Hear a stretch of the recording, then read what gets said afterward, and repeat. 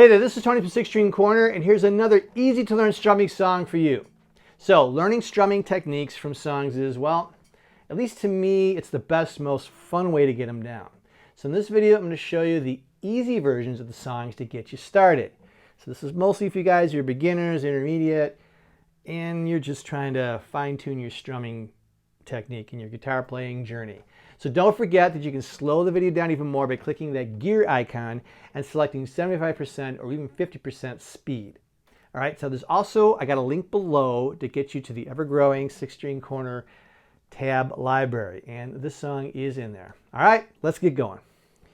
All right, I want to go over just a little bit on the technique for your strumming. Just make sure you get this right. Two things. One, for your hand and your arm, I always like to say that the wrist leads the arm. Okay, so as your arm is moving down on a down strum, your wrist also should be moving in that downward direction. As your arm is coming up, your wrist should be moving in an upward direction, just like this. All right, no stiff arms. That ain't gonna work really well. And also, no just the wrist. For strumming, we wanna use this motion. No body English, so above your elbow, all the rest of you should be a little relaxed and there's nothing going on there. The second thing I want to show you is how to strike the pick on the strings. I like to use a technique called twist and tilt. So twisting is simply twisting the pick this direction so that when I'm striking the strings, I'm striking on the edge of the pick and not on the flat of the pick. So I twist it and this direction. It's always this side of the pick towards the headstock. I don't twist it the other way. That's a little awkward. So I always go this direction and go across the strings in that manner. This is Free Falling by Tom Petty, and it's a fairly simple song. Utilizes only kind of three chords in the entire song. A couple of notes to those of you who are a little bit new to capos. First of all, when you put it on the fretboard like this, you want to be sure that when you put this flat part down on the strings that you're not pulling strings. I've seen people put these on, the strings are pulling which way. So just do it a couple times. Put this part here on the back of the neck first, and then try to put the top as flat as you can onto the fretboard. So that'll prevent pulling of strings, which means if you're doing that, the chord's going to sound out of tune and it just doesn't sound good.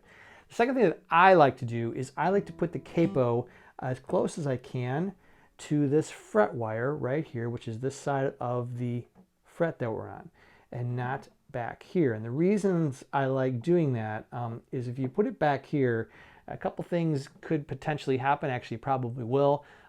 First of all, open string tend to sound a little bit buzzy when you do that.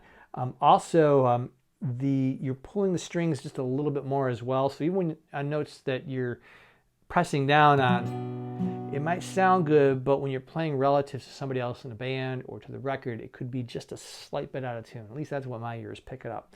So anyway, I just prefer just to keep it closer here and call it a day. We're going to put the capo on the 3rd fret right here. And here's the chords that we're going to use. I'm going to refer to them as the chord shapes relative to this capo. So I'm going to say this is a D. It's really an F chord, but it's D shape relative to here. So guitar world, we call this the D. Okay. This next one is putting our little finger right in front of the ring. I'm sorry, right in front of the middle. D sus4. And then also an A chord. Now the A can be played a couple of different ways. If you're okay with the bar, you want to bar down these 3 strings right here and just strum on the middle 4. If that's too difficult for you, no sweat.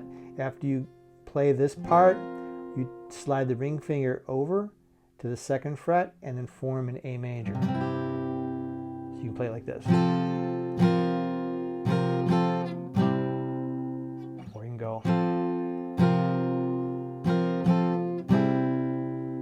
whichever way you're more comfortable with. It's all down strums. Let's go with the main riff of the song.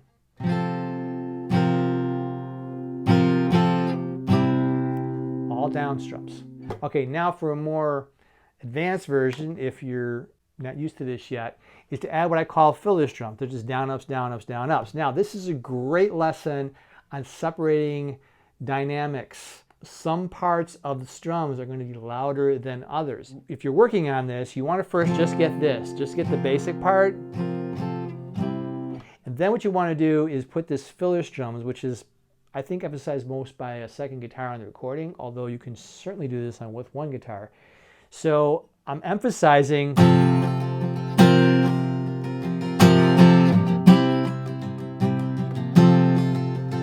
so those da, da, da, da, da are strummed a lot louder, a lot more emphasis than on the filler strums, which just sort of fills the gaps a little bit, but you go a lot lighter on your strums. So definitely work on that so that you can hear the separation. You don't want to hear,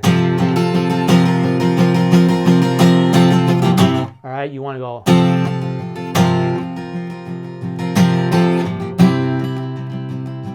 And that's basically the song. So good luck. Hey, thanks for watching. I hope this helps you get just a little further in your growth as a guitar player. And let's be honest, this is really a fun song to strum. So remember to click the link below to get the 6-string corner tab library. Also, if you need to have any additional work on dexterity, finger exercises, whatnot, there's also a link down there called Guitar Finger Gymnastics. And that one also don't cost you anything. There's a bunch of more detailed videos on getting those fingers limber and get them stretched out and get them stronger so you can be a better player. All right, so don't forget to like this video and subscribe below, and there's much more coming up. Thanks a lot, and rock on.